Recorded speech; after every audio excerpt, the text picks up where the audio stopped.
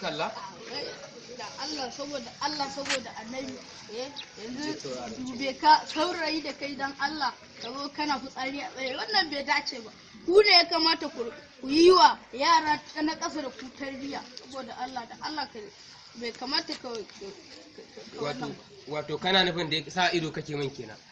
kana sa mini ido wannan ai ba sa ido bane ba to ai shikenan ni kamara wallahi ka ta sake mari na ni a rai kamare ni za ga abin da zai faru ba jan dawo je ka dawo ina nan ina jiran ka bari in koma da kanan in jira ka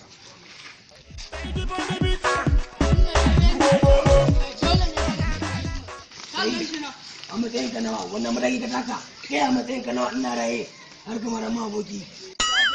a guri na kuwa ka zo ka tare man ne na zo na ƙarshe rashin kunya ka ne to shikenan me za ka yi yanzu idan aka kai ka isa shi ka ƙara marinsa me za a yi ka ƙara marinsa na ƙara marin to idan kai ka ƙara masa na biyu ba kenan